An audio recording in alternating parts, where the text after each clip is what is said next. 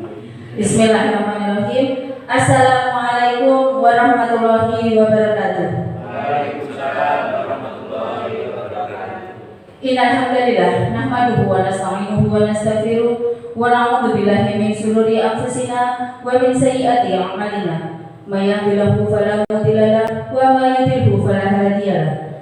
Asyhadu an la ilaha illallah wa asyhadu anna Muhammadan abduhu wa rasuluh la nabiyya ba'da. Yang terhormat Bapak Kepala Sekolah SDN 2 Talun Bapak Darmo Wiyoto, Bapak Ibu Guru, seluruh karyawan-karyawati SDN 2 Talun yang berbahagia. Puji dan syukur marilah senantiasa kita panjatkan kehadirat Allah SWT, yang mana pada siang hari yang berbahagia ini kita diperkenankan untuk berkumpul di tempat ini tanpa halangan suatu apapun. Allahumma amin. Marilah rasa syukur itu kita ikrarkan bersama-sama dengan membaca kalimat tahmid. Alhamdulillahirabbil alamin. Kedua kalinya selawat beriring salam semoga tetap senantiasa terlimpah curahkan kepada junjungan kita Nabi Muhammad Sallallahu Alaihi Wasallam yang kita nanti-nantikan syafaatnya besok di hari Yaumul Qiyamah. Allahumma amin. Bapak Ibu Guru yang saya hormati, perkenankan saya di sini membacakan susunan acara pada diseminasi budaya positif di SDN 2 Talun Kecamatan Ngebel Kabupaten Ponorogo. Merupakan acara pertama adalah pembukaan. Marilah kita awali pada acara pada siang hari ini dengan bersama-sama membaca kalimat basmalah. Bismillahirrahmanirrahim. Merupakan acara selanjutnya adalah sambutan dari Kepala Sekolah SDN 2 Talun sekaligus membuka acara diseminasi budaya positif. Kepada yang kami hormati Bapak Darmo Wiyoto, disilakan.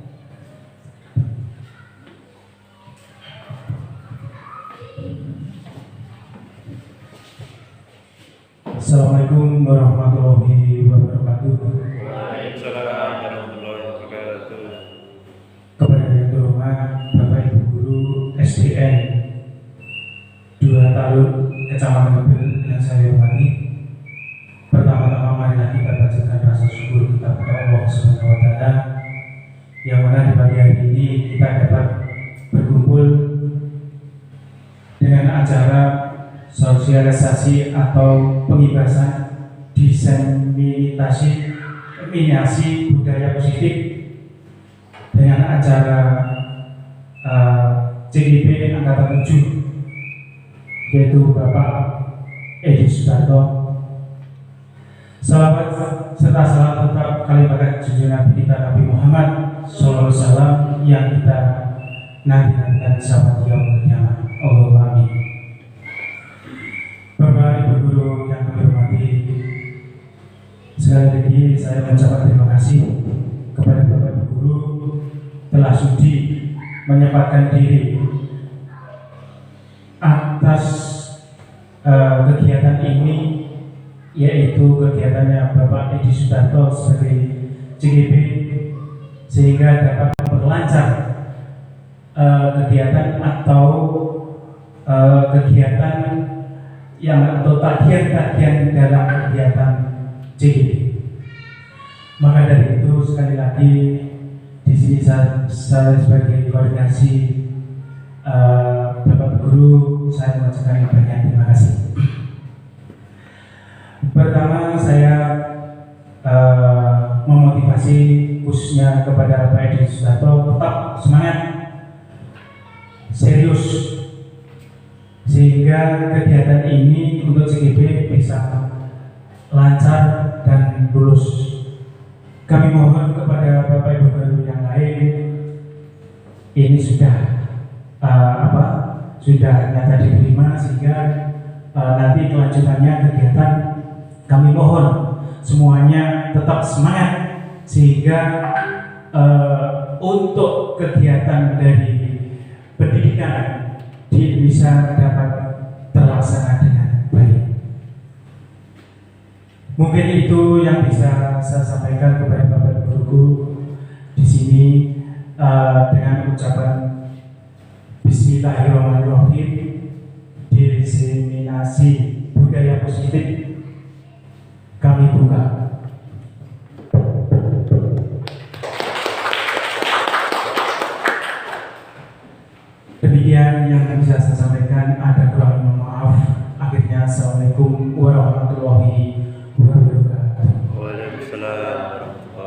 wabarakatuh.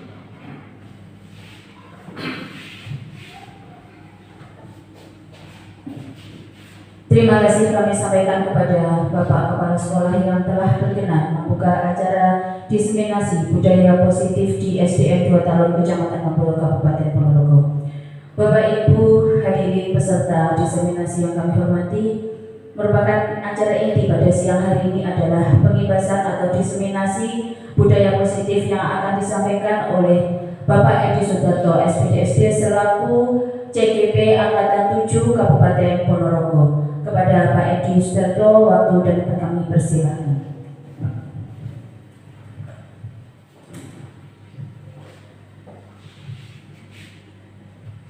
Terima kasih Bapak Ibu. Assalamualaikum warahmatullahi wabarakatuh. Waalaikumsalam warahmatullahi wabarakatuh. Bapak Kepala Sekolah yang saya hormati, Bapak Ibu guru, karyawan-karyawati beserta dari Bu Guru TK Aisyah 2 Talun. Pertama kami sampaikan terima kasih atas kehadirannya, terima kasih atas waktunya yang sudah diberikan pada saat ini dalam rangka diseminasi aksi nyata modul 1.4 budaya positif. Perlu diketahui Bapak Ibu, aksi nyata modul 1.4 ini adalah aksi nyata yang keempat yang harus dilaksanakan oleh CGP dalam rangka memenuhi tugas, yaitu budaya positif. Budaya positif ini dilakukan di sekolah oleh warga sekolah, mulai dari Bapak Ibu guru, kemudian siswa-siswi dan juga karyawan-karyawan. Semuanya ingin bahwa budaya positif ini senantiasa dilakukan setiap saat, tidak hanya setiap hari, tapi setiap saat. Apa sebenarnya budaya positif itu? Yang pertama kami sampaikan bahwa latar belakang budaya positif ini adalah salam dan bahagia. Di dalam guru bergerak ini senantiasa disampaikan dengan salam dan bahagia. Artinya menuju keselamatan. Setelah selamat harapannya bahagia. Dan ini tidak hanya kepada kita, tetapi juga kepada murid-murid kita. Di dalam budaya positif ini banyak sekali kegiatan-kegiatan yang harus dilakukan. Di antaranya adalah keyakinan kelas yang sudah panjenengan lakukan, sampun sudah dilakukan. Yang pertama adalah keyakinan kelas. Kemudian selain keyakinan kelas, ini nanti panjenengan juga akan mengenal dengan nilai-nilai kebajikan universal. Apa kok kebajikan universal ini nanti kita akan sampaikan di selanjutnya. Kemudian budaya segitiga restitusi.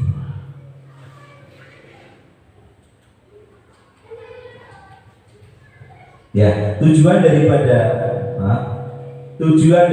kegiatan ini adalah yang pertama menumbuhkan motivasi internal.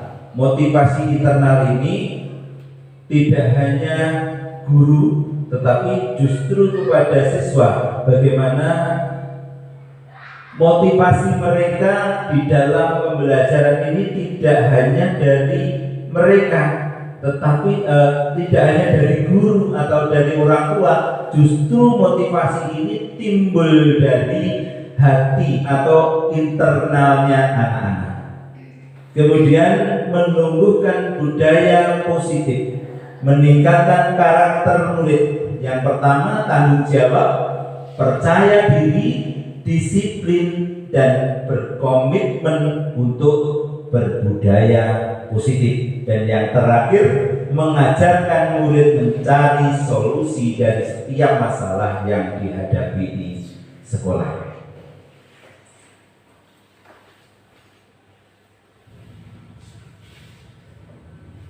Nah, teori kontrol setelah Bapak Ibu memulai budaya positif ini, ilusi-ilusi yang dulu disampaikan ini tidak sesuai sebenarnya Bapak Ibu. Maka dikatakan miskonsepsi pada makna kontrol yang tadinya pada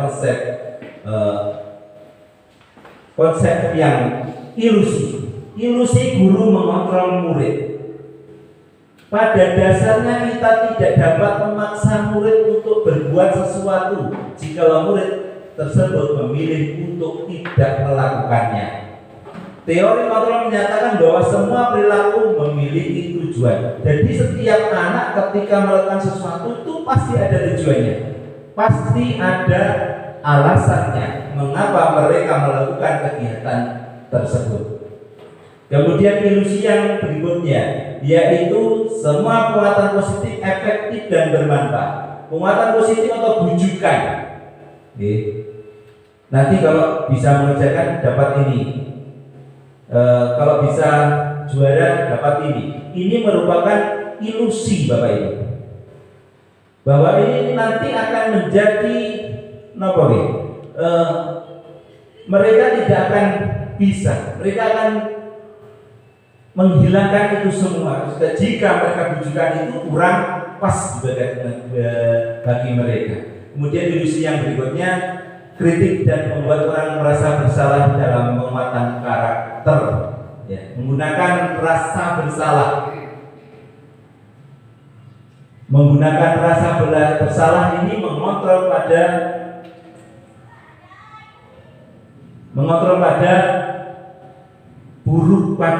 menilai buruk pada diri siswa.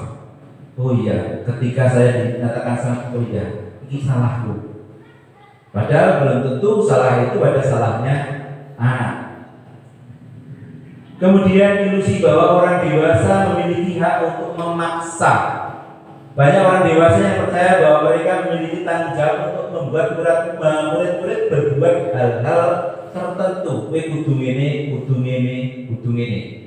Nah, ini yang tidak sesuai dengan teori kontrol.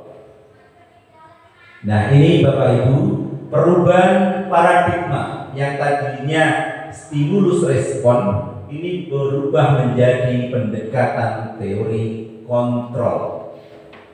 Pada stimulus respon, kebutuhan kita itu sama di dalam stimulus respon. Tetapi ketika di teori kontrol, kebutuhan kita ini berbeda. Jadi setiap anak ini memiliki kebutuhan yang berbeda-beda. Kemudian semua orang melihat yang sama. Setiap orang memiliki gambaran yang berbeda. Kita mencoba mengubah orang agar berpandangan sama dengan kita. Anak-anak suruh berpandangan sama dengan kita. Ternyata apa di dalam teori kontrol? Kita berusaha memakai pandangan lain dengan dunianya sendiri-sendiri, dengan dunianya anak sendiri. Kemudian di dalam stimulus respon, orang lain bisa mengontrol saya. Tapi di teori kontrol, hanya Anda yang bisa mengontrol diri Anda. Jadi kita tidak bisa mengontrol anak, tetapi anaklah yang harapannya bisa mengontrol dirinya sendiri di dalam emosinya, dalam sikapnya, begitu seterusnya. Kemudian yang terakhir adalah model berpikir menang kalah. Di dalam stimulus respon ini cenderung menang kalah dan menang ada kalah. Padahal tidak begitu, mestinya menang di dalam teori kontrol. Ketika anak-anak lomba di kecamatan sana, kan menang kalah? Tidak Bapak Ibu. Menang dan menangnya di mana? Menangnya di sekolah. Dia adalah pemenang, sudah menjadi pemenang sebelum mereka berangkat ke kecamatan. Makna disiplin Disiplin ini terkait dengan waktu ya. Ya, kita sering mengartikan bahwa disiplin itu adalah waktu. Padahal disiplin itu macam-macam ya. Dengan disiplin, tata tertib, teratur dan keteraturan pada peraturan. Karena disiplin sering dihubungkan dengan hukuman. Kalau nggak disiplin, dihukum. Kalau tidak ikut upacara, dihukum. Nah ini pengetahuan kita di situ ya, yang sering kita lakukan. Tetapi di dalam budaya positif tidak demikian. Nanti ada tingkatannya Bapak Ibu. Hukuman itu ada tingkatannya. Nanti ada tingkatan mulai dari bawah adalah hukuman, kemudian ada konsekuensi, dan yang terakhir adalah restitusi. Apa itu nanti? Ya, makna disiplin saya kira sudah paham ya Bapak Ibu. Kita lanjut saja. Kemudian nilai-nilai kebajikan universal yang saya sampaikan tadi. Nilai-nilai kebajikan universal ini yang berarti nilai kebajikan yang disepakati bersama, lepas dari suku bangsa, agama, bahasa maupun latar belakangnya. Dengan kebajikan universal ini kita sudah tahu, oh iya, ternyata sopan santun itu perlu. Oh ternyata mencintai cinta tanah air adalah suatu keharusan dan sebagainya. Ini adalah sebuah kebajikan universal. Di antaranya kebajikan universal itu adalah ada profil pelajar Pancasila yang kita lalui saat ini, ada beriman dan seterusnya sampai dengan bernalar kritis. Kemudian kebajikan universal berikutnya adalah IBO, ada sikap murid, toleransi, rasa hormat, integritas, mandiri dan sebagainya. Kemudian 9 pilar karakter, ada cinta Tuhan, kemandirian, kejujuran, hormat, dermawan, percaya diri, kepemimpinan dan keadilan, baik dan rendah hati dan seterusnya. Kemudian yang keempat yaitu petunjuk seumur hidup dalam keterampilan hidup. Keterampilan hidup diantaranya dapat dipercaya, lurus hati, pendengar yang aktif, tidak merendahkan, memberikan yang terbaik. Kemudian untuk petunjuk hidupnya adalah peduli, penalaran, kerjasama, keberanian, pengetahuan, usaha, keluasan, berorganisasi dan kesabaran.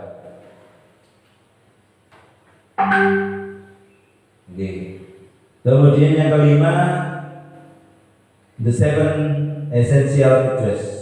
Ada empati, suara hati, kontrol diri, rasa hormat, kebaikan, toleransi, keadilan. Kemudian ada the virtual project, ada peduli, rajin, integritas, rasa hormat. Ini diantaranya adalah nilai-nilai kebajikan universal.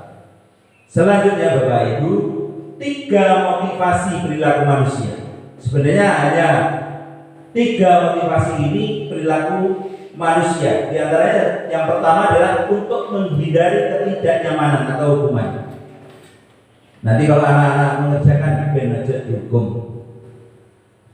Jadi motivasinya biar tidak dihukum. Kemudian motivasi yang kedua mendapatkan imbalan, mendapatkan nilai kalau siswa. Kemudian untuk yang ketiga untuk menjadi orang yang mereka inginkan dan menghargai diri sendiri dengan nilai-nilai yang mereka percaya. Oh, yakin nanti kalau saya dapat nilai bagus, saya pasti juara, saya pasti naik kelas dan sebagainya. Itu motivasi perilaku manusia. Nah, ini yang saya sampaikan tadi. Di dalam hukuman ini ada 3 tingkatan. Tingkatan yang pertama adalah hukuman itu sendiri, kemudian ada konsekuensi dan restitusi. Harapan di dalam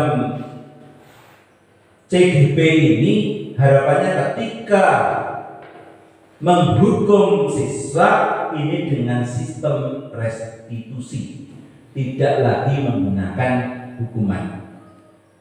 Karena kalau dengan hukuman ini tentu mendapat apa nih? Ketika sudah dewasa itu nanti merasa sakitnya tuh di sini. Oke, sakitnya tuh di sini. Oh, biar ketika diulang gak iso matematika, gak bisa perkalian, saya dihukum di depan, telinganya dipegang, kakinya diangkat, misalnya seperti itu. Ini nanti akan diingat terus siswa sampai dengan dia dewasa. Ini harapannya nanti ketika kita belajar dengan ini berubah. Yang tadinya hukuman menjadi restitusi. Bahkan hukuman restitusi, Bapak Ibu, ini mohon maaf memang copy paste dari sebuah LMS, jadinya kecil, ya, Bapak Ibu. Ini satu saja. Ketika kita menggunakan hukuman, ini cenderung hasilnya adalah negatif. Tetapi ketika kita menggunakan konsekuensi, ini kita menjadi netral. Dan ketika kita menggunakan restitusi, maka hasilnya nanti harapannya adalah positif. Misalnya saja ini contoh. Ketika hukuman, sesuatu yang menyakitkan harus terjadi. Ketika dikonsekuensi, sesuatu harus terjadi. Dan ketika restitusi adalah pilihan. Bagaimana nanti? Nanti ada video terkait dengan hukuman, konsekuensi, dan restitusi.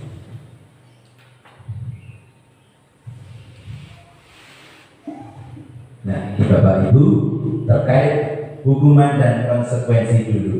Yang pertama ini lari mengelilingi lapangan basket 2 kali karena terlambat hadir di sekolah. Ini bernilai apa? Hukuman. Terlambat datang ke sekolah, membersihkan kamar mandi, termasuk hukuman. Yang kedua, menggantikan kertas tugas teman yang telah dicoret-coret. Ini termasuk konsekuensi. Gunakan gambaran ya antara hukuman dan konsekuensi. Yang ketiga, lari mengelilingi lapangan basket 2 kali karena terlambat 10 menit untuk pelajaran PJOK. Kok berbeda dengan yang pertama? Mungkin apa yang berbeda? Sesuai dengan matanya. Oke, sesuai dengan mata pelajarannya. Ini termasuk konsekuensinya. Ketika telat langsung lari mengelilingi lapangan, konsekuensi. Kemudian yang keempat adalah hukuman lagi, berdiri di depan kelas sambil mengangkat 1 kaki karena tidak bisa menjawab pertanyaan. Ini merupakan hukuman. Dan yang kelima, contoh yang kelima adalah membersihkan tumpahan air di meja tulis karena tersenggol pada saat belajar. Konsekuensi. Jadi mejanya kotor, konsekuensinya membersihkan. Ini mungkin di sini Bapak Ibu kita bisa memahami yang dari dasar hukuman dan konsekuensi, belum sampai restitusi. Nah, apa itu restitusi sebenarnya dan ciri-ciri restitusi? Berbeda dengan program disiplin yang lain. Yang pertama, restitusi bukan untuk menebus kesalahan, namun untuk belajar dari kesalahan. Yang kedua, restitusi memperbaiki hubungan. Restitusi adalah tawaran, jadi ditawarkan. Restitusi itu ada ditawarkan, bukan lagi paksaan. Wekutumine tidak, tetapi bagaimana nanti anak-anak nanti bisa membuat tawaran. Oh begini Pak, solusinya begini Pak. Jadi harapannya nanti anak-anak ini memiliki solusi ketika mendapatkan permasalahan. Restitusi menuntut untuk melihat ke dalam diri siswa. Restitusi mencari kebutuhan dasar yang mendasari tindakan. Restitusi cara yang paling baik. Restitusi fokus pada karakter bukan tindakan. Restitusi itu menguatkan. Selanjutnya, restitusi fokus pada solusi. Restitusi mengembalikan murid yang berbuat salah pada kelompoknya. Ini masih gambaran-gambaran. Nanti kalau belum lihat simulasinya, memang foto saya ya, tidak apa-apa. Memang di awal, memang kita juga di CGP sama Bapak Ibu. Ketika kita membedakan antara hukuman, konsekuensi, dan restitusi, di awal memang agak membingungkan. Tetapi ketika kita praktek, kita aksi nyata, memang baru terasa. Oke.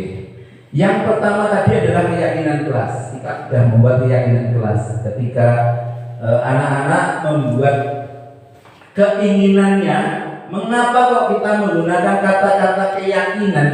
Karena kita yakin dengan diri kita, yakin dengan diri siswa bahwa kelas kita itu akan menjadi begini. Keinginan siswa pasti punya ruang kelas yang nyaman, yang bersih, kemudian yang tertib, sampahnya juga terbuang dengan baik dan sebagainya. Ini adalah keyakinan kelas. Harapannya, kenapa kok keyakinan? Bukan lagi peraturan. Kalau peraturan ini cenderung dari ekstrinsik, tetapi kalau keyakinan kelas ini harapannya dari dalam diri siswa. Jadi oh iya, kalau begini akhirnya begini. Itu karena dengan keyakinan. Kita punya keyakinan agama. Ketika kita tidak mengerjakan ibadah, kita nanti yakin akan masuk neraka dan sebagainya seperti itu. Maka digunakan kata keyakinan, bukan lagi peraturan. Peraturan tata tertib sekolah dilarang terlambat. Ini menggunakan kalimat yang negatif. Jangan, itu adalah merupakan kalimat negatif. Bersegeralah berangkat ke sekolah. Harus sarapan pagi. Jangan tidak sarapan. Negatif ya. Positifnya ya sarapan pagi. Nah, sarapan pagi. Maka disebutlah dengan keyakinan, bukan lagi peraturan. Karena kalau peraturan itu tekanan dari ekstrinsik, tetapi kalau keyakinan hadir dari dalam diri siswa. Ya, pembentukan keyakinan kelas. Ya, contoh ini sebenarnya contoh yang sangat simple. Saya menggunakan kata simple biar tidak terlalu bertele-tele dan banyak. Ada bersih dan nyaman dan seterusnya ini di kelas 4. Pembentukan keyakinan sekolah atau keyakinan kelas ini bersifat abstrak daripada peraturan. Di simple saja. Tertib di kelas. Kemudian disiplin dalam mengumpulkan tugas. Misalnya keyakinan kelas berupa pernyataan-pernyataan universal umum. tidaklah sukusi. Pernyataan yang lelah senantiasa dibuat dalam bentuk positif. Jadi tidak ada kata jangan, tapi dengan kata-kata yang positif. Buanglah sampah pada tempatnya. Bukan lagi jangan membuang sampah sembarangan. Nah, ya, ini adalah terkait dengan positif, kalimat bentuk positif. Analisis yang berikutnya adalah kebutuhan dasar manusia.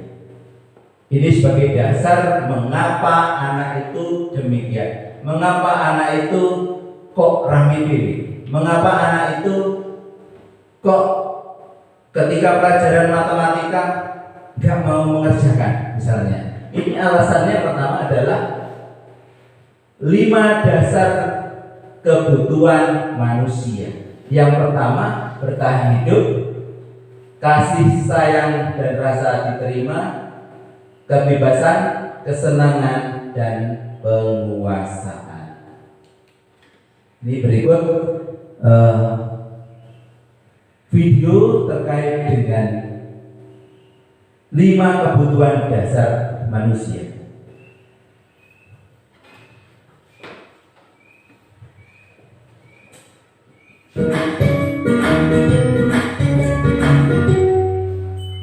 Salam dan bahagia Ibu dan Bapak guru hebat. Untuk membangun budaya sekolah yang positif dengan lingkungan yang aman dan mendukung murid untuk menjadi pribadi yang berdaya, seimbang, dan bahagia, salah satu upaya yang dapat dilakukan oleh guru adalah memahami kebutuhan dasar yang mendasari perilaku murid. Pada video kali ini, kita akan membahas tentang 5 kebutuhan dasar manusia.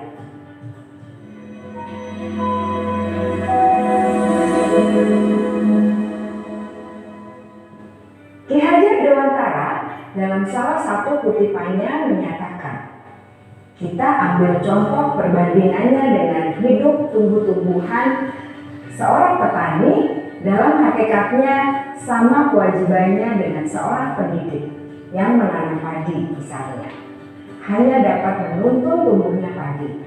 Ia dapat memperbaiki kondisi tanah, memelihara tanaman padi, memberi pupuk dan air, membasmi ulat-ulat atau jamur-jamur yang mengganggu hidup tanaman padi, dan lain sebagainya.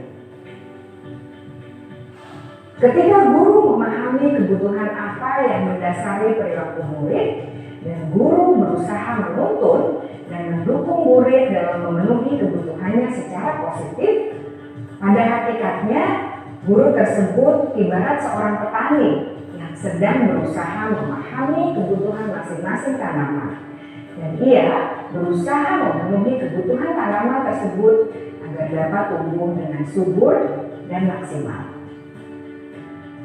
Dr. William Glasser, seorang psikiater dari Amerika Serikat, menyatakan bahwa seluruh tindakan manusia memiliki tujuan tertentu, yaitu memenuhi kebutuhan dasarnya. Ketika kelima kebutuhan dasar telah terpenuhi secara memadai, maka murid akan tumbuh dengan seimbang dan bahagia. Sebaliknya, ketika kebutuhan dasar tidak terpenuhi dengan baik, maka seseorang akan mengalami emosi negatif seperti bosan, sedih, dan kecewa. Bahkan mereka dapat melakukan perbuatan yang bertentangan dengan nilai-nilai kebajikan atau melanggar peraturan. Dengan kata lain, perilaku buruk seseorang biasanya adalah respons dari kebutuhan yang tidak terpenuhi. Namun, mereka tidak tahu cara untuk menyampaikannya. Ada 5 kebutuhan dasar manusia menurut Dr. William Glasser, yaitu yang pertama, kebutuhan untuk bertahan hidup atau survival. Yang kedua, kebutuhan untuk merasa diterima atau love and belonging. Yang ketiga, kebutuhan akan kebebasan atau freedom. Yang keempat, kebutuhan akan kesenangan atau fun. Dan yang kelima, kebutuhan akan penguasaan atau power. Kebutuhan dasar yang pertama adalah kebutuhan yang bersifat fisiologis untuk bertahan hidup atau survival. Misalnya, kesehatan, rumah, dan makanan. Kebutuhan biologis sebagai bagian dari proses reproduksi termasuk kebutuhan untuk tetap bertahan hidup. Kebutuhan untuk merasa aman juga termasuk dalam kebutuhan ini.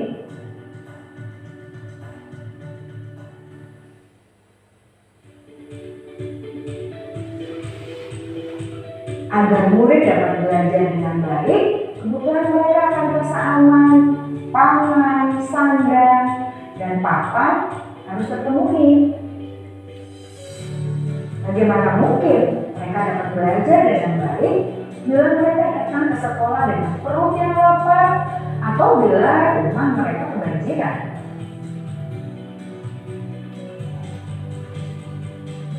Setelah kita mengetahui kebutuhan pertama yang sebagian besar bersifat fisiologis, mari kita lihat kebutuhan kedua sampai kelima yang semuanya berhubungan dengan psikologis.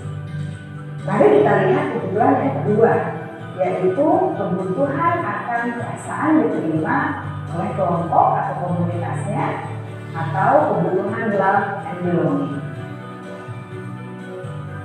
Kebutuhan ini meliputi keinginan untuk tetap terhubung dengan orang lain seperti teman, keluarga, teman kerja, dan kelompok di mana kita tergabung.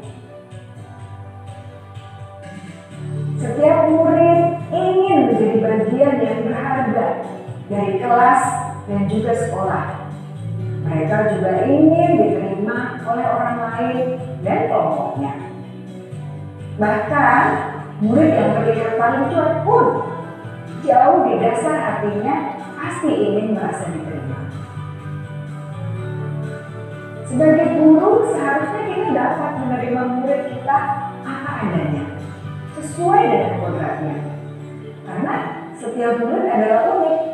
Mereka memiliki kekuatannya masing-masing, sehingga guru seharusnya bisa menciptakan kesempatan untuk murid berkolaborasi dan memiliki ikatan emosi satu sama lain. Murid-murid yang memiliki kebutuhan yang besar untuk merasa diterima, biasanya mereka belajar karena suka pada gurunya, dan mereka juga suka bekerja dalam kelompok. Kebutuhan yang ketiga adalah kebutuhan akan kebebasan atau kebutuhan membuat pilihan. Murid harus diberi kesempatan untuk membuat pilihan dan bertanggung jawab atas pilihan yang mereka telah ambil. Memberi mereka kebebasan bukan berarti membiarkan mereka melakukan apa saja yang mereka mau, melainkan lebih memberi mereka kesempatan untuk membuat pilihan, menyuarakan pendapat mereka dengan percaya diri, dan memberi mereka kesempatan untuk mencoba hal-hal yang baru. Pembelajaran dengan metode yang beragam dan menarik juga akan memenuhi kebutuhan murid tentang kebebasan ini. Pembelajaran berdiferensiasi, di mana guru menyediakan beberapa jenis tugas yang bisa dipilih oleh murid sesuai dengan mereka, sangat baik untuk mengembangkan murid menjadi lebih mandiri dan memiliki motivasi internal.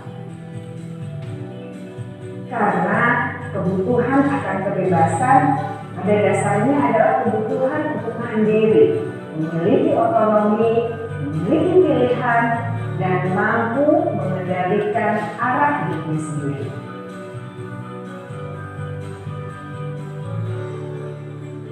Kebutuhan yang keempat adalah kebutuhan akan kesenangan. Bayangkan Bapak Ibu, hidup tanpa rasa senang. Betapa menyedihkannya.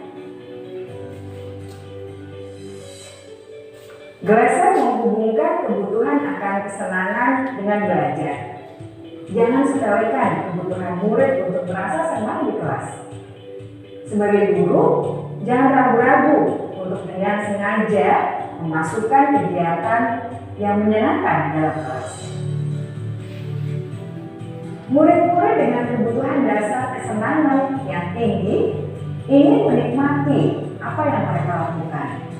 Mereka juga konsentrasi tinggi saat mengerjakan hal-hal yang disenangi.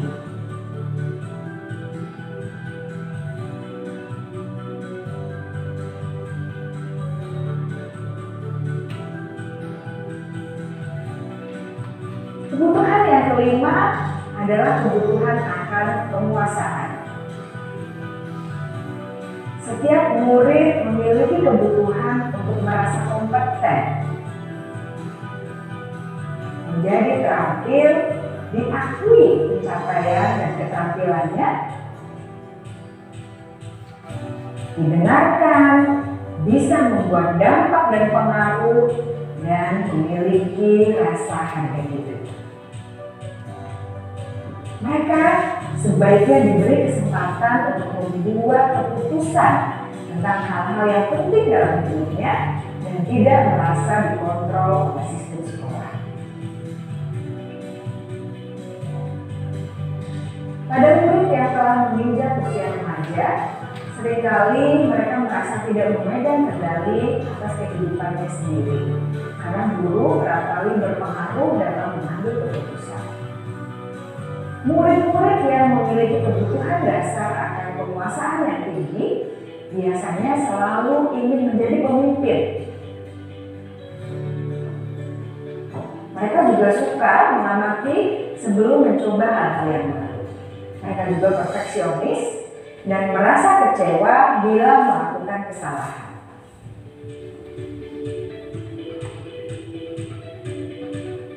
Ibu dan bapak guru sangatlah penting bagi kita untuk mengetahui kebutuhan dasar murid-murid agar kita memahami alasan dibalik sikap dan tingkah laku mereka. Bila murid berperilaku buruk atau melanggar peraturan sehingga tindakannya tidak sesuai dengan nilai-nilai kebajikan, maka guru harus mencari tahu alasan yang mendasari tindakan tersebut dan kebutuhan apa yang perlu terpenuhi. Melalui percakapan dengan guru dalam pendekatan disiplin positif, murid dapat diajar untuk bersikap efektif dalam mengenali kebutuhan-kebutuhan yang berusaha mereka penuhi dan mendasari tindakan mereka. Jika guru mengabaikan perilaku buruk murid, maka perilaku tersebut akan berpengaruh pada suasana kelas yang kurang kondusif dan akan berpengaruh pada tujuan dari pendidikan itu sendiri. Ibu bapak guru hebat, mari kita menjadi guru yang lebih baik dengan memahami kebutuhan dasar murid-murid kita dan senantiasa membimbing mereka untuk menjadi pribadi yang berdaya, seimbang, dan bahagia. Salam dan bahagia, ibu dan bapak guru hebat.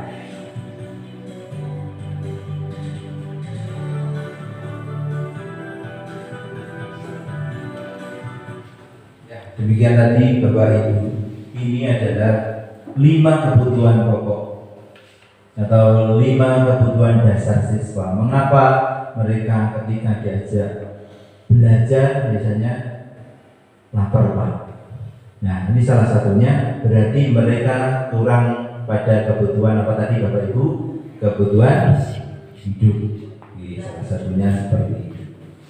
Kemudian kita sebagai guru harus memiliki kontrol dari setiap kesalahan siswa.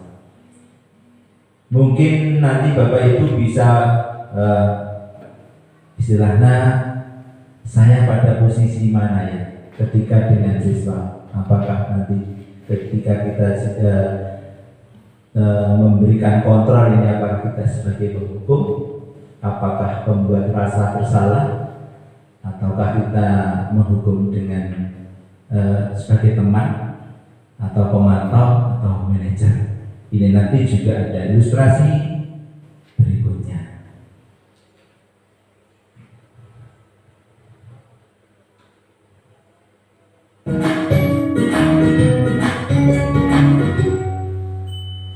Salam bahagia Ibu dan Bapak guru hebat. Dalam penerapan disiplin positif restitusi, salah satu program yang dikembangkan adalah 5 posisi kontrol.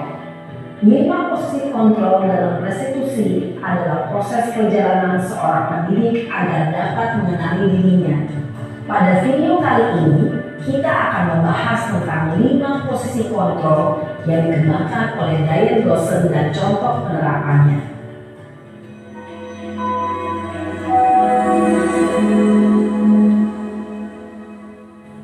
Lima posisi kontrol itu adalah 1. Posisi penghukum, 2. Posisi pembuat merasa bersalah, 3. Posisi teman, 4. Posisi pemantau atau monitor, dan 5. Posisi manajer. Untuk lebih memahami kelima posisi tersebut, mari kita saksikan kasus Naren yang terlambat hadir 20 menit di sekolah dan melihat bagaimana kelima posisi kontrol dalam menghadapi masalah tersebut.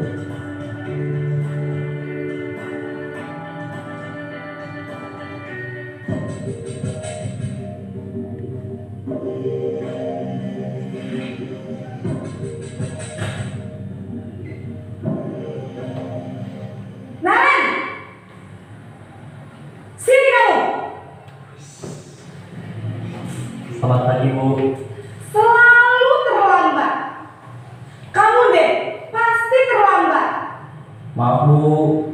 Saya Apa? Apa coba? Alasan kamu apa lagi? Kapan sih kamu tidak terlambat? Malas sekali ya kamu jadi anak. saya Dasar pemalas. Gak kapok-kapok sih kamu. Sudah berapa kali terlambat? Sana, kamu keliling lapangan basket 2 kali. kenapa saya harus keliling lapangan basket, Bu? Kenapa? Kamu melawan ibu. Berani-beraninya jawab. Sudah terlambat, masih berani jawab pula. Sekarang, keliling lapangan basket 5 kali sekalian. Biar kapok. Cepat. Pergi sana ke lapangan basket. Posisi penghukum biasanya berbicara dengan nada tinggi, menghardik, menunjuk-nunjuk, menyakiti, dan menyindir. Hukuman bisa berupa fisik maupun psikis. Ibu dan Bapak guru hebat, dampak yang terjadi pada murid ketika guru berada pada posisi penghukum adalah murid cenderung akan memberontak, bahkan menyimpan dendam.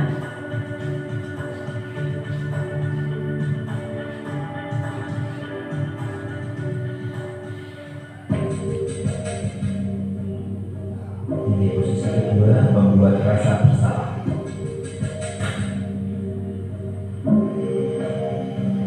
Naren! Ya, nanti contohnya Naren terus. Selamat pagi, Bu. Naren! Kamu kenapa terlambat lagi, nak?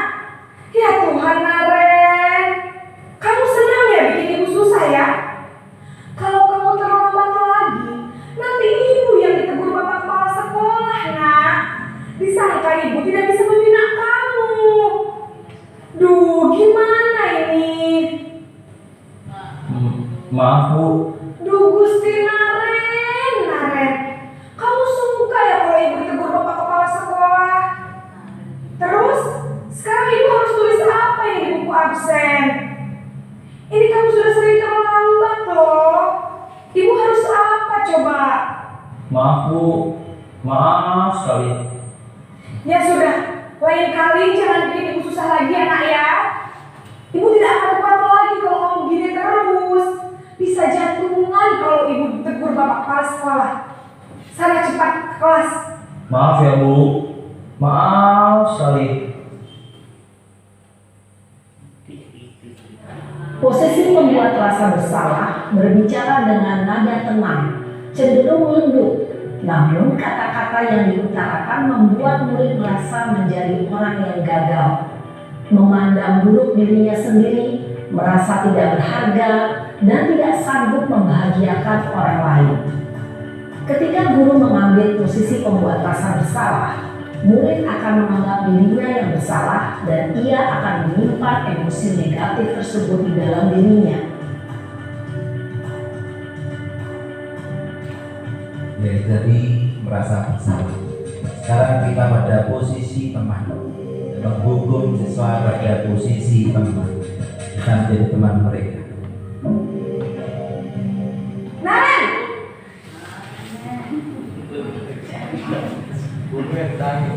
Selamat pagi Bu. wah, sudah jam berapa ini nak? Terlambat lagi ya sayang. Iya Bu, habis ibu saya lupa membangunkan saya Bu. Kamu malah menyalahkan ibu kamu. Kamu bukannya anak yang larinya paling kencang. Kok terlambat sih? Iya Bu, saya memang terlambat bangun tadi. Jadi biarpun saya lari kencang, tetap gak kekejar Bu. Ya sudah sana. Nanti lain kali larinya lebih kencang lagi ya. Biar gak terlambat lagi. Bikin seneng ibu. Demi ibu. Bisa kan? Bisa lah Bu. Ya sudah sana masuk kelas. Ibu beresin urusan absen kamu. Kamu ini ada-ada saja. Dalam posisi teman, guru berbicara dengan nada suara ramah, akrab, cenderung bersenda gurau untuk menjaga suasana tetap santai. Murid akan merasa senang, aman, dan akrab dengan guru. Identitas yang tercipta adalah identitas sukses atau berhasil. Namun, perlu diingat, ini masih dorongan eksternal, maka ada faktor ketergantungan dari murid kepada orang tertentu. Di sini guru aksennya, sehingga di lain waktu murid bisa berperilaku baik, namun hanya kepada orang-orang tertentu saja. Posisi yang keempat, kita pada posisi pemantau atau monitor.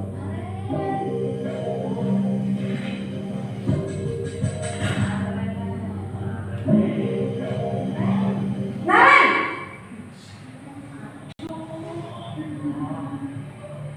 Selamat pagi Bu. Naren, apa peraturan sekolah kita tentang jam berapa kita harus masuk sekolah, nak? Kita harus di sekolah jam 7 Bu. Iya betul, sekarang sudah jam 7.20. Naren sudah tahu konsekuensinya jika terlambat hadir. Paham Bu, saya harus tinggal kelas pas jam istirahat selama 20 menit. Iya benar, konsekuensinya demikian. Jadi nanti jam 9.30 pas istirahat, kamu harus tinggal di kelas, kerjakan tugas tambahan untuk ketertinggalan kamu, ya? Baik Bu. Posisi pemantau mengandalkan penghitungan atau data untuk mengontrol murid. Guru mengarahkan murid berdasarkan peraturan dan konsekuensi. Seorang pemantau menunjukkan bahasa tubuh dan ekspresi wajah yang datar dan cenderung formal.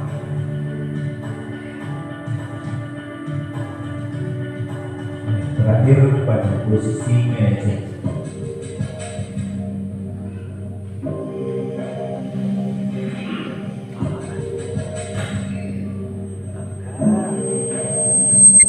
Naren!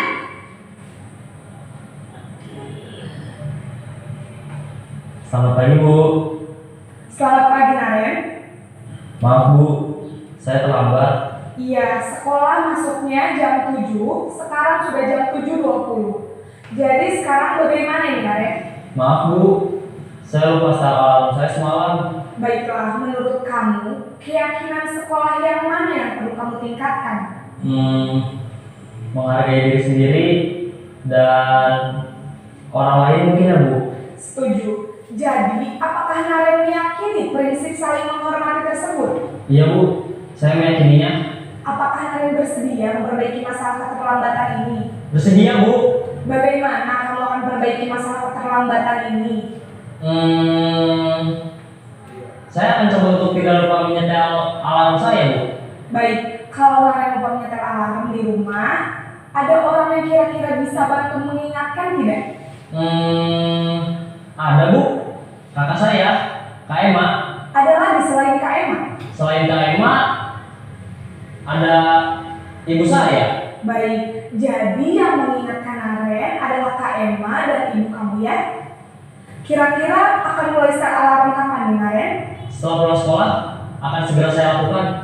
Baik, jadi Naren akan setel alarm untuk bangun besok pagi dan akan diingatkan oleh kakak dan ibunda Naren ya. Ada lagi yang mungkin perlu dilakukan Naren agar tidak terlambat bangun lagi? Tidak ada, Bu. Baik Naren, terima kasih untuk kerjasama kamu. Sekarang kamu perlu kembali ke kelas untuk belajar. Baik, Bu. Terima kasih. Posisi manajer adalah posisi kontrol yang disarankan untuk membimbing murid memiliki sikap disiplin yang positif, yaitu murid yang mandiri, bertanggung jawab, dan dapat memecahkan masalah. Tujuan dari posisi ini adalah agar murid dapat berefleksi atas tindakannya. Guru akan dengan tulus memberikan pertanyaan-pertanyaan bermakna, sehingga membuat murid dapat belajar dari kesalahannya dan mencari sebuah solusi untuk menyelesaikannya. Ibu dan bapak guru hebat, setelah mengamati adegan kelima posisi kontrol tadi, kira-kira posisi mana yang paling ideal? Posisi mana yang dapat menunjang motivasi intrinsik murid? Ya, tentu posisi manajer. Posisi ini memang posisi ideal yang ingin dituju setiap pendidik. Pada posisi inilah, guru dapat menerapkan disiplin positif yang berpihak pada murid, yang memerdekakan murid. Perjalanan seorang pendidik tentunya tidak mudah untuk sampai pada posisi seorang manajer. Namun, tujuan kita pasti, yaitu menciptakan murid-murid yang mandiri, merdeka, dan bertanggung jawab. Semoga penggambaran 5 posisi kontrol yang telah diperlihatkan ini dapat menjadi ajang refleksi bagi kita semua, agar dapat terus mengasah dan menerapkan disiplin positif yang memerdekakan murid. Mari terus berlatih dan bersemangat. Selamat menerapkan. Salam dan bahagia, Ibu dan Bapak Guru hebat.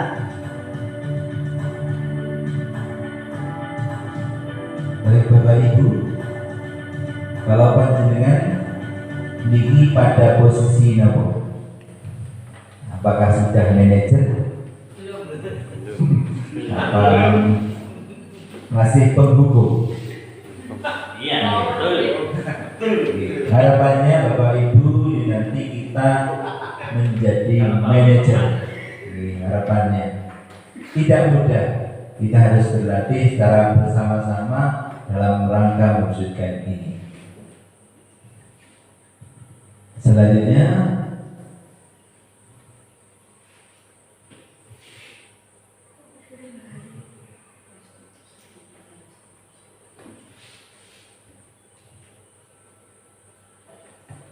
adalah restitusi dengan segitiga restitusi.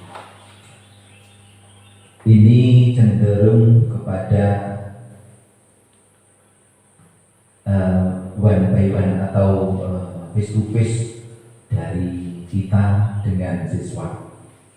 Ketika siswa melakukan sebuah kesalahan, maka anak itu diajak kemana begitu di suatu tempat untuk melakukan kegiatan segitiga restitusi.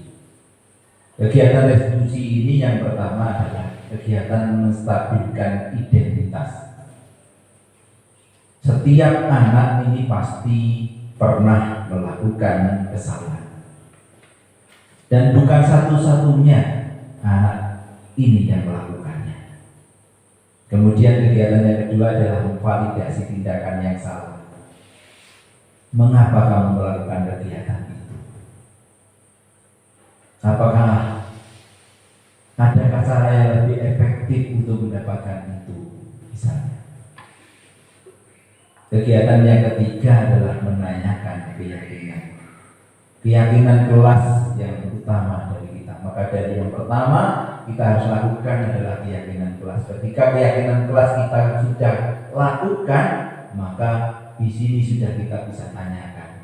Ketika anak sedang melakukan kesalahan, keyakinan kelas yang mana yang sudah kita sepakati yang kamu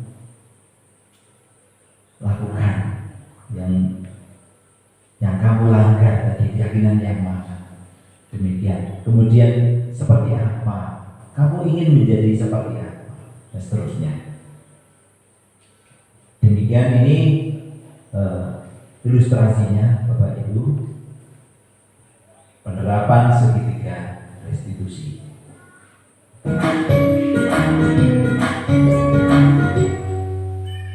Salam dan bahagia Ibu dan Bapak guru hebat. Pada video kali ini kita akan membahas tentang salah satu program disiplin positif yang diterapkan di lingkungan sekolah yang dikenal dengan nama restitusi.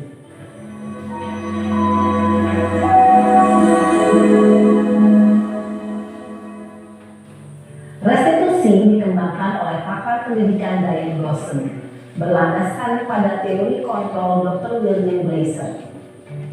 Segitiga restitusi adalah suatu proses dialog yang dijalankan oleh guru atau orang tua agar dapat menghasilkan murid yang mandiri dan bertanggung jawab. Pada saat guru di posisi manajer, aspek yang dikembangkan pada murid adalah motivasi intrinsik, sehingga penanaman nilai-nilai kebajikan dapat tumbuh dan berkembang menjadi suatu kebiasaan positif yang akhirnya membentuk karakter murid. Proses dialog ini terdiri dari 3 langkah yang digambarkan pada ketiga sisi pada segitiga restitusi. Sisi pertama adalah menstabilkan identitas. Sisi yang kedua adalah validasi tindakan yang salah. Dan sisi yang ketiga adalah menanyakan keyakinan. Ibu dan Bapak guru, berikut ini akan ditunjukkan bagaimana seorang guru berada dalam posisi manajer menggunakan penerapan segitiga restitusi.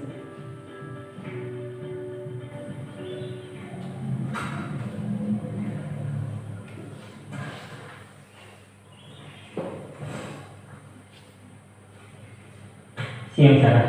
Siap, Pak. Sudah lama nggak ketemu Sarah? Kenapa hari ini ada di sini? Kesel Pak, kesel banget. Masa aku dikatain tukang fitnah Pak? Ya aku marah lah. Aku balik ngatain TK di depan kelas. Kesel banget. Oh begitu. Ya pasti kamu marah dan kesal. Bapak juga akan marah apabila ada yang menuduh Bapak seperti itu. Di kegiatan pertama menstabilkan itu. Kemudian pada saat itu kamu mau melakukan apa? Ya saya langsung ngatain TK lah Pak. Kesel banget. Saya nabrak dia di depan teman-teman lain. Oh begitu. Pasti kamu melakukan seperti itu karena suatu alasan tertentu kan? Iyalah, masa saya diam saja Pak? Ya saya bela diri lah. Masa saya dituduh tukang fitnah?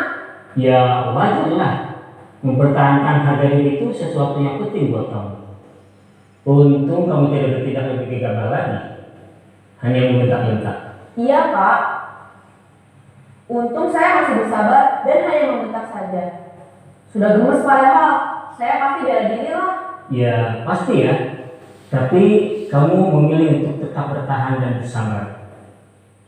Kamu memilih untuk tidak berbuat lebih parah lagi kan? Iya.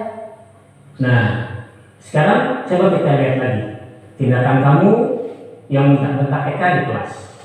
Tindakan kamu itu kira-kira sesuai dengan keyakinan kelas atau prinsip kamu tidak? Enggak lah Pak. Capek Pak jadi marah. Jadi keyakinan atau prinsip mana yang kurang sesuai dengan keinginan kamu? Ya, saya sebenarnya sangat menghargai orang lain. Mungkin saat itu saya menjadi emosi, jadi tidak menunjukkan sikap itu. Kamu meyakini tidak? Menghargai orang lain itu penting buat kamu. Yakinlah Pak.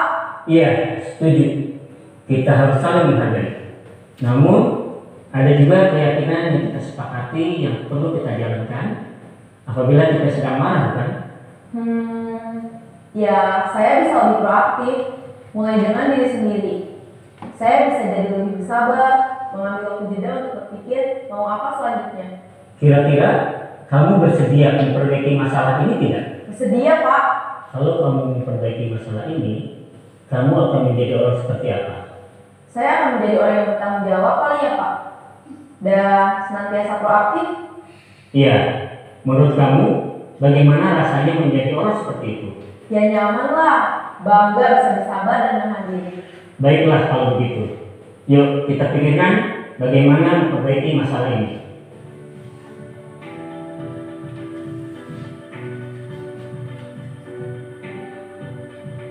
Ibu dan Bapak guru hebat. Baru saja kita menyaksikan contoh bagaimana seorang guru berada dalam posisi manajer menggunakan penerapan segitiga restitusi. Mari kita bahas satu persatu. Pada sisi pertama, menstabilkan identitas berdasarkan pada prinsip bahwa membuat kesalahan adalah bagian dari proses pembelajaran. Sisi pertama dari segitiga ini berperan menggeser identitas murid dari identitas gagal ke identitas sukses. Murid yang sedang bertingkah laku yang tidak pantas atau menarik diri saat itu sedang mengalami identitas gagal. Bila kita mengkritiknya, maka posisinya tidak akan berubah. Kita bisa mengajukan pernyataan-pernyataan ini. 1. Membuat kesalahan sesuatu yang wajar. 2. Manusia tidak ada yang sempurna. 3. Kita bisa memperbaiki masalah ini. 4. Saya tidak menanyakan kesalahannya. Saya lebih fokus bagaimana memperbaiki masalah ini. 5. Apakah saat ini kamu tengah menjadi orang yang baik untuk dirimu sendiri? Pada sisi kedua, validasi tindakan yang salah berlandaskan pada prinsip bahwa setiap perilaku berupaya memenuhi suatu kebutuhan tertentu. Guru yang telah memahami teori kontrol akan bergeser dari pemikiran stimulus respon menjadi proaktif dan mencoba untuk mengenali tujuan dari perilaku murid. Mengenali dan mengakui kebutuhan murid ini dapat memperbaiki hubungan dengan murid tersebut. Pernyataan atau pertanyaan bisa disampaikan dengan nada suara tidak menghakimi atau memojokkan, sehingga dapat mengembalikan murid pada posisi positif. 1. Kamu bisa saja bertindak lebih gegabah lagi dari ini. 2. Kamu bukan melakukannya tanpa suatu alasan tertentu. 3. Kamu melakukannya karena mempertahankan sesuatu yang penting bagimu. 4. Mungkin kamu bisa mempelajari suatu perilaku baru yang lebih efektif. Bersediakah kamu mempelajarinya? Selanjutnya, kita akan simak sisi terakhir, yaitu menanyakan keyakinan. Teori kontrol menyatakan bahwa pada dasarnya kita termotivasi secara intrinsik. Pada saat perilaku yang salah telah divalidasi dan identitas sukses telah stabil, maka murid telah siap mengaitkan keyakinan-keyakinannya dengan tindakannya yang salah dan pemikirannya telah bergeser ingin menjadi orang yang dituju. Pertanyaan-pertanyaan ini dapat mengaitkan keyakinan-keyakinan yang dianut murid. 1. Sebagai keluarga atau kelas, apa yang kita yakini? 2. Nilai-nilai apa yang telah kita sepakati? 3. Seperti apa gambaran sebuah kelas yang ideal bagi kamu? 4. Kamu ingin menjadi orang seperti apa?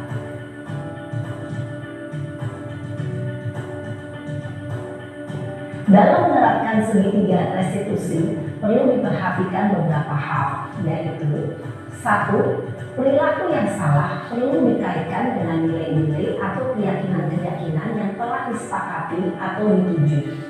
2. Kesediaan orang yang melakukan kesalahan untuk memperbaiki masalah. 3. Pemecahan masalah sebisa mungkin relevan atau memiliki hubungan dengan masalah yang ada.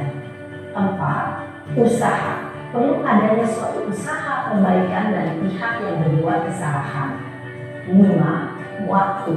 Perlu didedikasikan waktu dari pihak yang berbuat kesalahan. Tanyakan kapan akan mulai diberlakukan usaha untuk memperbaiki masalah. Dengan memahami struktur penerapan segitiga restitusi, diharapkan guru dapat menerapkan posisinya sebagai manajer dengan mengajukan pertanyaan-pertanyaan bermakna yang dapat membuat murid menjadi lebih percaya diri, bertanggung jawab, dan mandiri. Nah, ibu bapak guru perlu tidaknya mengikuti ketiga tahapan dalam segitiga restitusi bergantung pada ringan beratnya suatu permasalahan. Misalnya, bila permasalahan tersebut ringan, maka tidak perlu dijalankan secara berurutan. Bahkan bisa semudah menanyakan apa keyakinan yang kita sepakati. Dengan menjalankan segitiga restitusi, dengan mengajukan pertanyaan-pertanyaan bermakna, diharapkan murid menjadi lebih kuat secara pribadi, dapat membuka wawasan murid agar dapat menyelesaikan permasalahannya sendiri, semakin percaya diri, mandiri, dan merdeka. Salam dan bahagia, ibu bapak guru hebat.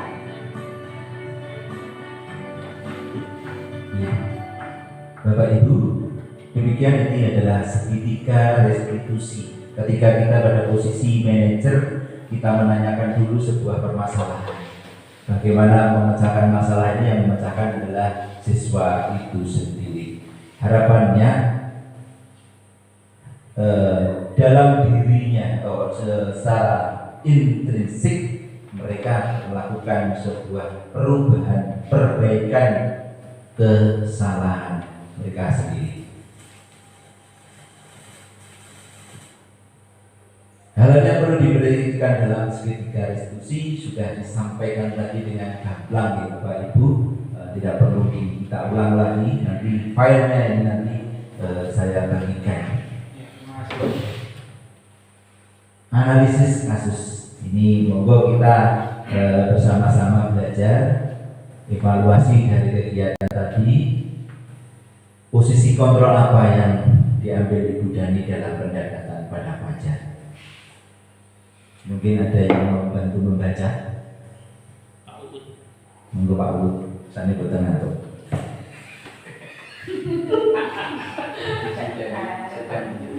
Dibaca.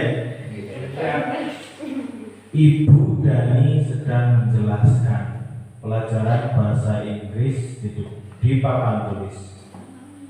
Namun beliau memperhatikan bahwa Fajar malah tidur-tiduran dan tampak acuh tak acuh pada pelajarannya.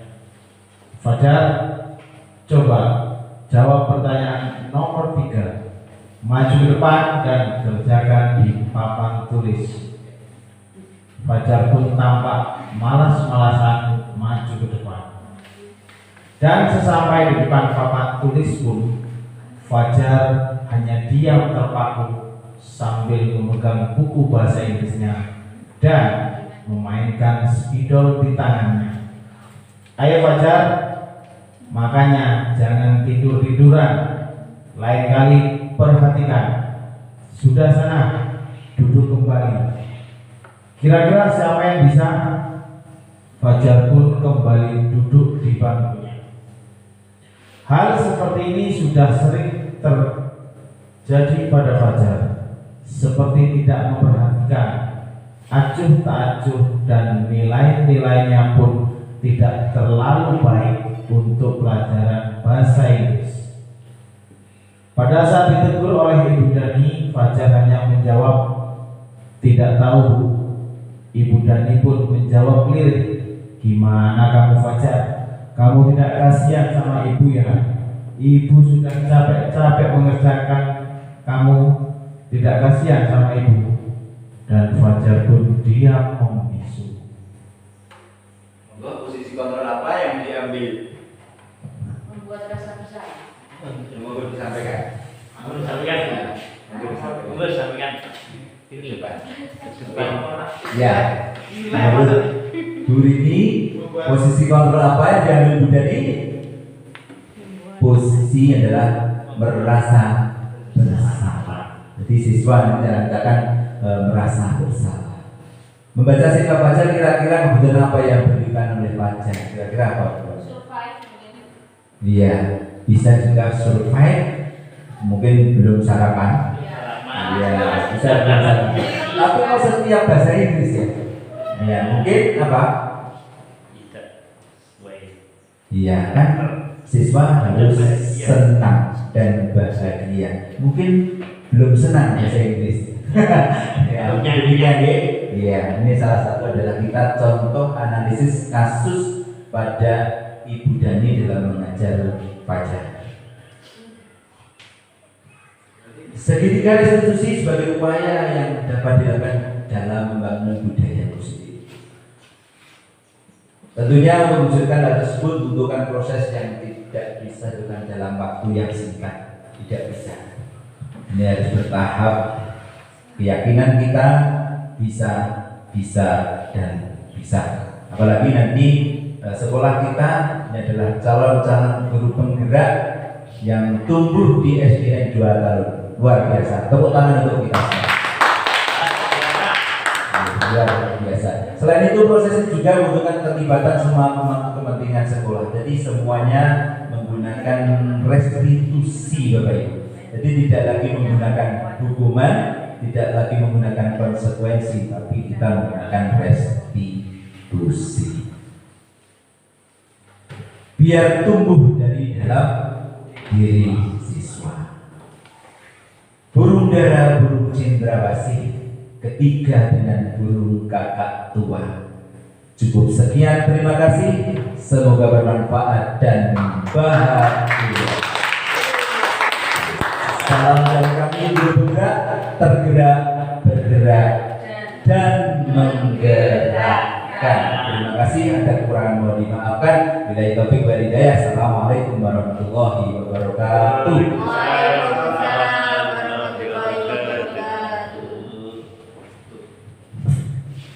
Baiklah, terima kasih Pak Edi selaku motivator di GGP Angkatan 7 yang sudah menyampaikan terkait dengan budaya positif yang memang perlu untuk kita rubah paradigmanya dari guru masa lalu, yang kita harus menjadi pengajar itu sesuai dengan apa yang dihadapi siswa sekarang. Jadi kalau dulu kita diajar itu menerapkan hukuman, maka sekarang itu sudah tidak berlaku lagi. Jadi mengajarlah sesuai dengan zamannya. Mungkin seperti itu Pak Dia. Kalau sekarang ada laptop, ya kita mengajar dengan menggunakan laptopnya. Mungkin seperti itu. Dan lagi kalau segitiga restitusi tadi, mungkin bisa kita ambil, kita tarik satu garis, benang merahnya adalah bahwa di situ kita harus menjadi seorang konselor. Dari guru menjadi seorang konselor atau sifatnya lebih ke bimbingan dan konseling, mungkin seperti itu. Jadi kenapa kok anak melakukan kesalahan itu jangan melulu anak yang disalahkan, tapi mungkin karena ada alasannya, ada sesuatu yang mendasari kenapa anak kok sampai melakukan seperti itu. Baiklah Bapak Ibu hadirin yang kami hormati, demikianlah seluruh rangkaian acara diseminasi budaya positif di SDN 2 Talun Kecamatan Ngebel Kabupaten Ponorogo. Marilah acara ini kita tutup bersama dengan doa kafaratul majlis. Subhanallahumma wa bihamdika asyhadu an la ilaha illa anta astaghfiruka wa atubu ilaik. Ada kurang lebihnya kami dalam membantu acara, kami mohon maaf yang sebesar-besarnya. Billahi taufiq wal hidayah. Wassalamualaikum warahmatullahi wabarakatuh.